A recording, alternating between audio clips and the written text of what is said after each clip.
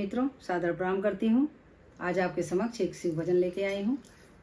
सुने और आनंद लें और प्रतिक्रिया भी व्यक्त करें। सुनिए।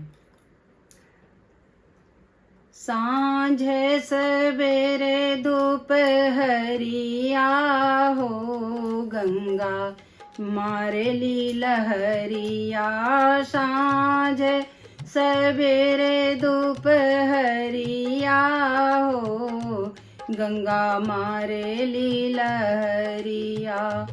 ओ हीरे लहरिया में शिव गुरु अइले। ओ हीरे लहरिया में शिव गुरु अइले। भेजी दिहले कगे जाके नैया हो, गंगा मारे ली लहरिया। भेजी दिहले कगे जाके नैया हो, गंगा मारे ली लहरिया। कगे जाके नैया सतगुरु हमें नाही चढ़वे।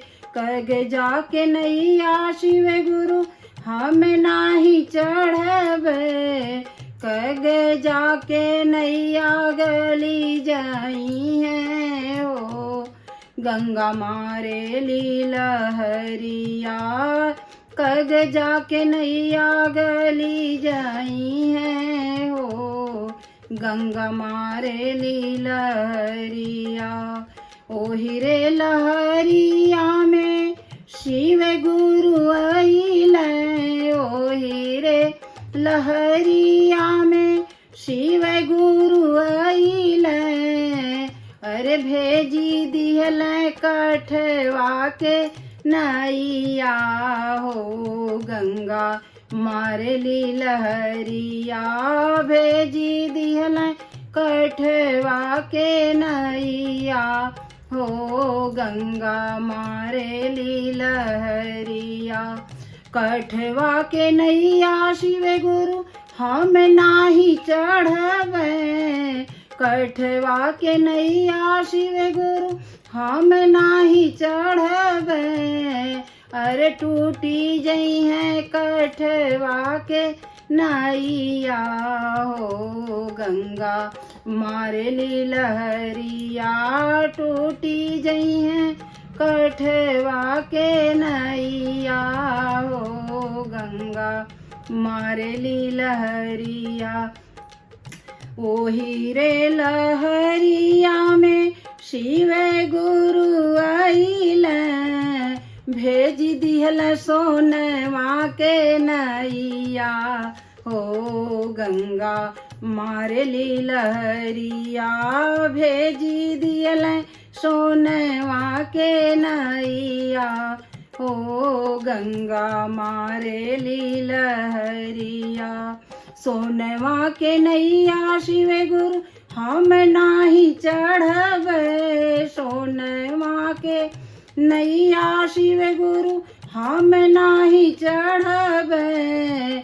अरे लूटी ली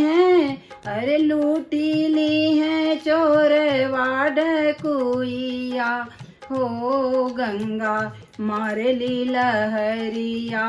लूटी ली है चोरवा डकुइया हो, गंगा मारे ली लहरिया।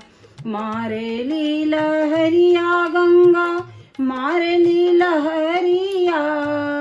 मारे ली लहरिया गंगा मारे ली लहरिया। सांझे सवेरे दोपहरिया हो, गंगा मारे ली लहरिया। ओ हीरे लहरिया में शिव गुरु अइले। भेजी दिहले धर्म के नैया हो, गंगा मारे ली लहरिया। भेजी दिहले धर्म के नैया हो, गंगा मारे ली लहरिया।